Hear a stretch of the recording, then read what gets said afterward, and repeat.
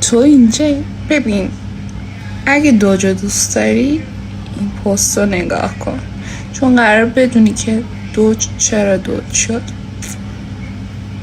میخوایم با دوج آشنا بشین باید بدونیم که دوج فراتر از چالنجر و چارجر هست و در واقع داستان دوج از یک کارگاه قطع سازی در دیترویت شروع میشه و بعد به یکی از مهمترین نمادهای فرهنگ ماسل کار آمریکا تبدیل میشه.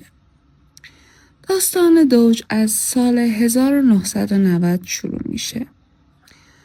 قبل از اینکه اصلا کارخونه دوج یا هم برند دوج ماشین بسازه، دو برادر مکانیک بودن به نام جان دوج و هاریس دوج.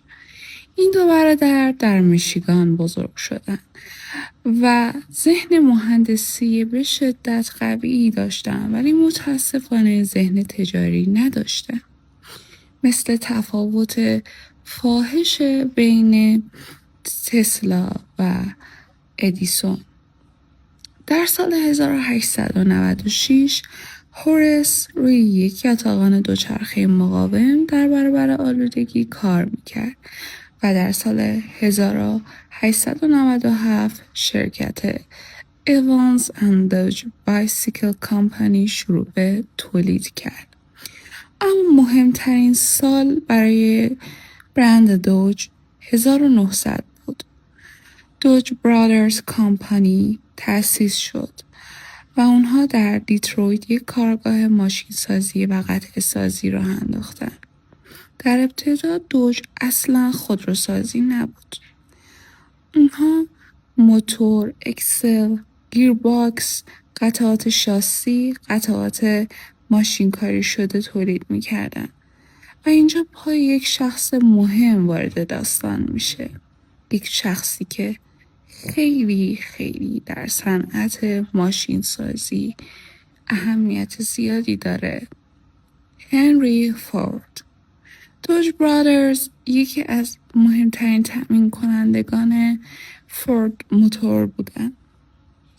بخش قابل توجهی از قطعات اولیه خودروهای فورد توسط دوج ساخته می شد. اما این رابطه به تدریج تغییر کرد. چرا؟ چون که برادرها با خودشون فکر کردن که ما که میتونیم قطعه بسازیم، پس چرا فقط برای فورد کار کنیم؟ ما میتونیم ماشین خودمون رو بسازیم. و همین تصمیم شروع یک اتفاق مهم بود و تاریخ رو عوض کرد. اولین دوج در سال 1914 ساخته شد. دوج مدل 30. این ماشین برای زمان خودش بسیار پیشرفته بود و چند ویژگی مهم داشت. موتور 4 سیلندر، بدنه تمام فلز، سیستم برق 12 ولت، گیرباکس، سیلدینگ گیر و ساختار بسیار محکمتر از بسیاری از رقبا داشت.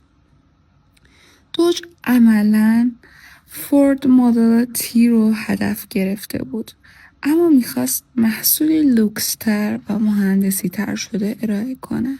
نتیجه فوق‌العاده بود. تا سال 1915 دوج به سومین خودروساز پرفروش آمریکا تبدیل شد. تراژدی برادران دوج. داستان خیلی تلخی از اینجا شروع میشه. در سال 1920 هر دو برادر درگذشتند. جان در ژانویه و هوریس در همان سال. مرگ آنها ضربه بزرگی به شرکت زد و بعد از اون کنترل شرکت چند بار تغییر کرد.